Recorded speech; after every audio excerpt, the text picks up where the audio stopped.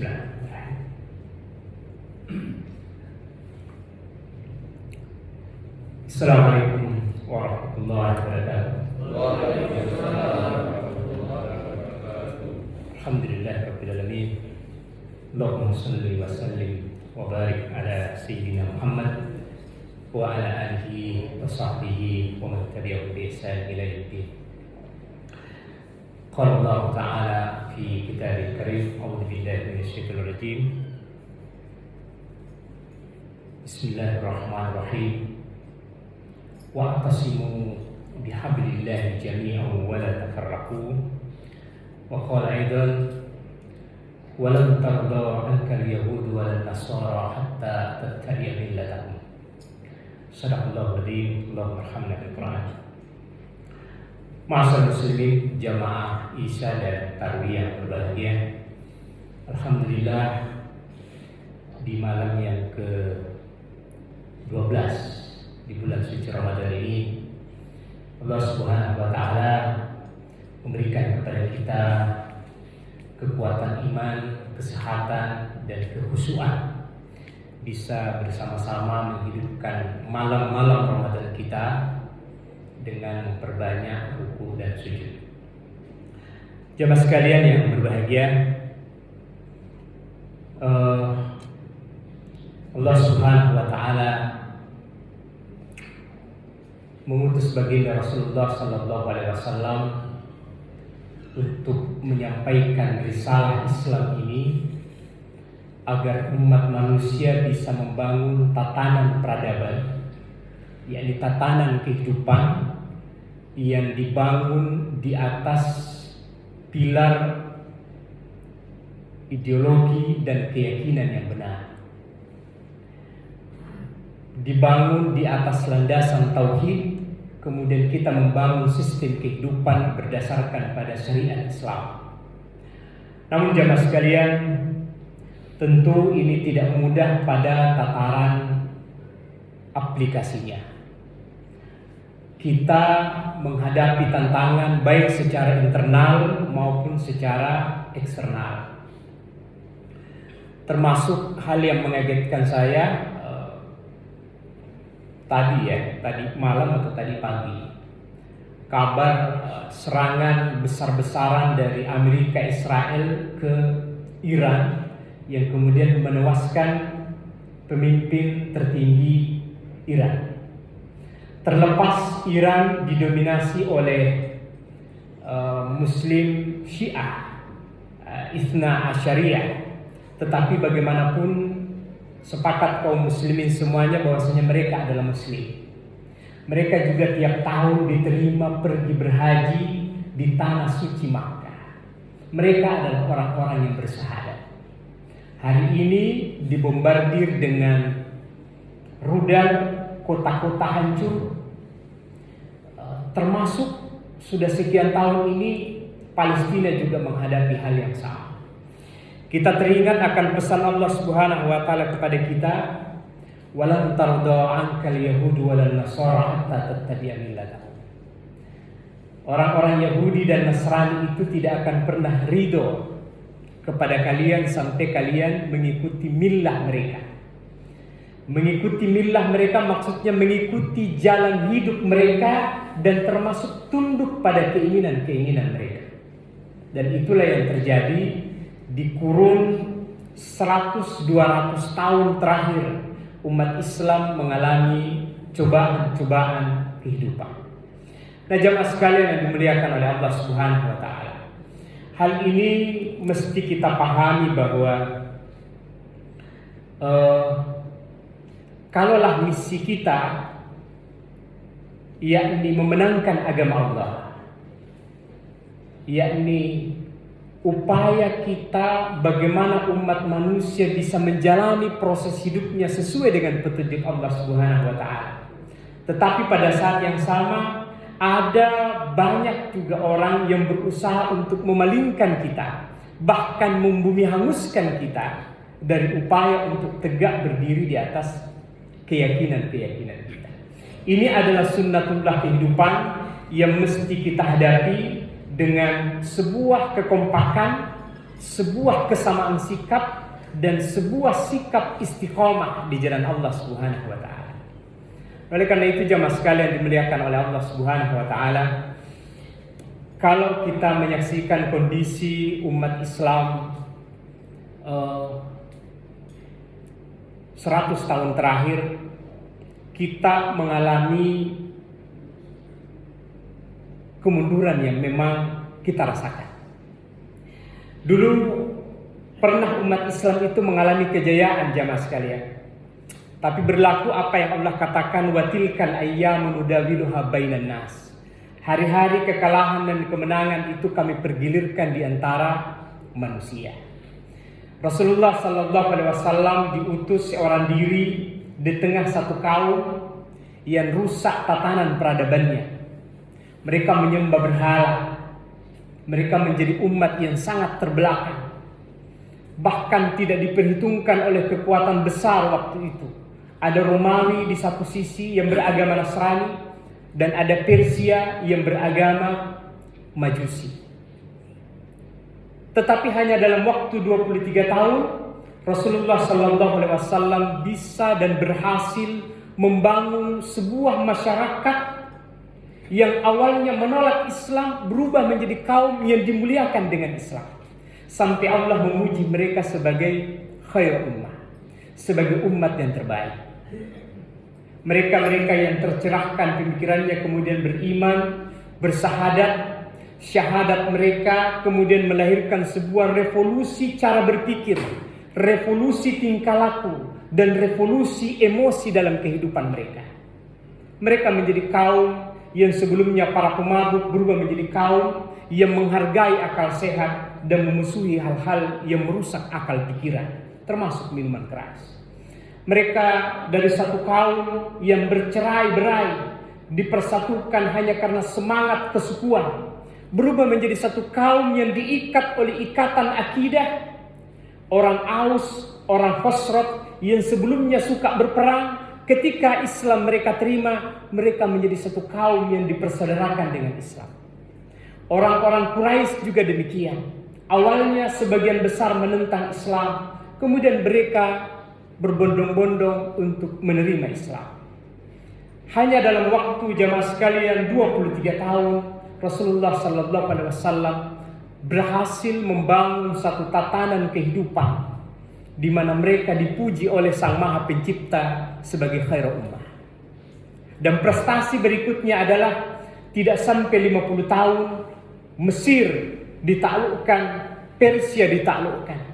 Bahkan ratusan tahun setelah itu jantung kekuasaan Kristen, Konstantinopel pun, Bizantium, bisa dikalahkan oleh umat Islam. Umat Islam pernah mengalami kejayaan. Orang mengatakan setengah dari permukaan bumi dikuasai oleh umat Islam. Mereka menjadi kaum yang bersemangat untuk menjalankan agamanya, sekaligus mereka bersemangat untuk menyebarkan Islam ke seluruh penjuru dunia. Namun jamaah sekalian, beberapa ratus tahun yang lalu kelemahan itu menghinggapi umat Islam. Ada kelalaian dalam menjalankan agama. Zuhud dipahami menjauh dari kehidupan dunia, untuk kemudian pada akhirnya mereka lalai untuk mengelola kehidupan, sehingga mereka mengalami ketertinggalan dalam bidang sains dan teknologi. Dulu mereka diikat oleh semangat akidah, tapi mereka belakangan diikat oleh semangat kebangsaan semata. Orang Irak merasa bangga dengan keirakannya. Orang Mesir bangga dengan kemesirannya. Orang Turki bangga dengan keturkiannya. Bahkan mereka memisahkan diri mereka berdasarkan dengan sekat-sekat kebangsaan yang justru pada saat yang sama dikuasai oleh penjajah-penjajah Eropa. Itulah yang terjadi di kurun abad ke-18, 19, dan puncaknya di abad ke-20 sampai sekarang. Kawasan Timur Tengah sejak sebelum Perang Dunia Kedua itu sudah dikuasai oleh Inggris. Pasca Perang Dunia Kedua, Amerika memenangkan peperangan. Timur Tengah itu dikontrol oleh Amerika. Mereka memang Muslim, tetapi secara politik mereka ada dalam pengaruh Amerika yang memiliki ambisi untuk menguasai dunia. Israel berdiri di atas restu Amerika dan Inggris untuk membuat kekacauan di jantung umat Islam, dan terjadilah bencana yang menimpa selama hampir satu abad, kekacauan yang terjadi di Palestina. Dan jamaah sekalian, sampai sekarang dunia ini berada dalam dominasi setan besar yang bernama tatanan peradaban sekularisme kapitalisme yang dipimpin oleh Amerika. Tidak ada yang berani melawan, Pak. Presiden Venezuela terang-terangan ditangkap di kampungnya. Di mana dia ditangkap? Di rumahnya. Apa salahnya Iran? Iran katanya punya nuklir. Rusia juga punya nuklir. Amerika itu juga punya nuklir. Siapa yang punya dosa besar menghancurkan manusia di Hiroshima dan Nagasaki? Mereka itulah yang seharusnya dilucuti senjata nuklirnya. Tapi mereka sebagai pemenang perang bikin aturan, tidak boleh punya nuklir selain kami. Padahal Tuhan mengatakan, Allah Subhanahu wa taala sampaikan kepada kita, wa a'iddu lahum mastata'tum min quwwah. Persiapkanlah kekuatan apa saja yang kamu sanggupi. Turhibuna bihi aduwukum wa aduwallah. Ya, mirribatil khair turhibuna bihi aduwukum wa aduwallah. Dari kuda-kuda perang yang dengan itu kalian menggentarkan musuhmu dan musuh Allah Subhanahu wa taala. Secara hukum sangat jelas bahwasanya Islam sebagai sebuah risalah harus disebarkan. Dan kalau penyebarannya itu terhenti karena kita lemah, maka kekuatan itu harus dimiliki. Maka ketika Allah perintahkan kutiba alaikumus syiyam, pada saat yang sama Allah juga perintahkan kita kutiba alaikumul qital, diwajibkan atas kalian berperang. Bahkan tidak kurang banyak janji Allah Subhanahu wa taala di dalam Al-Qur'an yang memuji orang yang mati dalam peperangan. Innallaha astara minal mu'minina anfusahum wa amwalahum bi anna lahumul jannah. Sesungguhnya Allah telah membeli dari orang-orang yang beriman itu diri dan harta mereka dengan surga. Yuqataluna fi sabilillah fayaqtuluna wa yuqtalun. Mereka berperang di jalan Allah, lalu mereka terbunuh atau membunuh. Maka salah satu kewajiban yang harus dimiliki oleh umat Islam dan dijalankan adalah kewajiban perang atau kewajiban jihad. Dan itulah yang dilalaikan oleh umat Islam hari-hari terakhir ini. Mungkin bisa dimaklumi karena kelemahan dan kelalaian kita. Tetapi secara kewajiban sama sekali tidak bisa dibenarkan umat Islam tunduk pada kekuatan yang melakukan angkara murka di muka bumi ini. Maka kita berharap jemaah sekalian dimuliakan oleh Allah Subhanahu wa taala, kejahatan ini harus dihentikan. Besok, hari ini, kemarin Palestina, kemarin dulu Afghanistan, kemarinnya lagi adalah Irak, hari ini adalah Irak. Tidak tertutup kemungkinan besok lusa Indonesia sasarannya. Tidak tertutup kemungkinan Malaysia sasarannya. Tidak tertutup kemungkinan negeri-negeri yang lain sasarannya. Apatah lagi kalau kita memahami jemaah sekalian secara i'tiqadi. Nabi mengatakan orang Islam itu bersaudara. Penderitaan rakyat Palestina itu penderitaan kita. Penderitaan rakyat Iran seharusnya juga menjadi penderitaan umat Islam seluruh dunia. Maka rasa sakit mereka harus pula dirasakan sebagai rasa sakit seluruh umat Islam. Maka jamaah sekalian dimuliakan oleh Allah Subhanahu wa taala, kita memang memiliki banyak problem, dan problem mendasar itu adalah persatuan. Kita terlalu bangga dengan kebangsaan kita masing-masing. Seolah-olah penderitaan muslim di tempat lain karena kita tidak sebangsa, tidak setanah air, tidak sesuku, bukan penderitaan kita. Maka ikatan-ikatan itu adalah ikatan yang rendah. Nabi SAW 1400 tahun setelah mengingatkan kita. Laisa minna man da'a ala asabiyah. Bukan dari golongan kami orang yang menyuruh kepada asabiyah. Bukan dari golongan kami orang yang berperang karena asabiyah. Bukan dari golongan kami orang yang mengajak kepada asabiyah.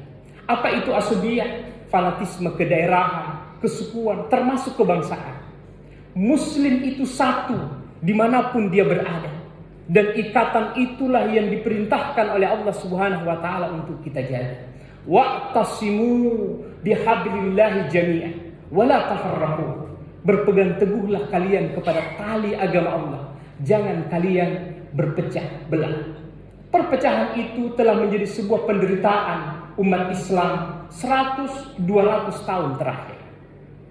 Semoga insya Allah jemaah sekalian kita bisa membalik keadaan. Dan itu butuh kerja keras kita. Anak-anak kita didik menjadi teknokrat. Jemaah sekalian, tidak ada yang abadi di dunia ini. Surah Al-Fajr,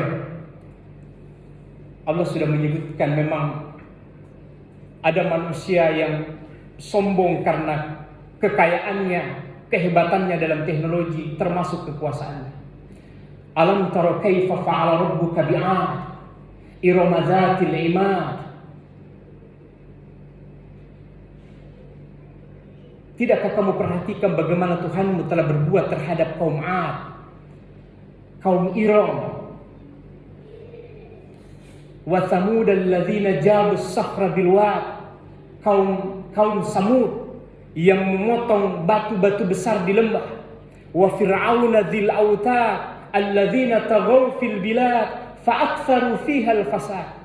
Kaum Fir'aun yang memiliki pasak-pasak tentara yang banyak, yang melakukan kerusakan di muka bumi. Fasabba alaihim rabbuka sawta adzab. Kemudian Allah menimpakan kepada mereka cemeti azab. Fir'aun dihancurkan. Lemahnya Musa, lemahnya Hud, lemahnya Saleh. Tetapi karena dia bersama dengan Tuhannya, pada akhirnya kaum yang menantang kebenaran dihancurkan oleh Allah Subhanahu wa ta'ala. Umat Islam tidak boleh mengira dan menyangka tidak bisa memantongki lawan ki Amerika, tidak bisa memantongki lawan ki Cina. Sikap lemah seperti itu tidak bersumber dari agama kita. Umat Islam adalah pemenang dan kita diwajibkan untuk menjadi pemenang. Tetapi jemaah sekalian, ada jalan yang harus kita tempuh. Kuatkan iman, kokohkan persatuan, bangun kekuatan, dan itulah menjadi jalan kita bersama dengan pertolongan Allah Subhanahu wa ta'ala untuk melawan kezaliman di muka bumi ini. Mudah-mudahan jemaah sekalian, Ramadan ini bisa menyadarkan umat Islam di seluruh dunia bahwa penderitaan saudara kita di tempat lain adalah penderitaan kita semua. Dan harus kita akhiri seluruh penderitaan ini dengan kebersamaan dan kekompakan umat Islam. Hadanallahu wa iyyakum ajma'in. Assalamualaikum warahmatullahi wabarakatuh.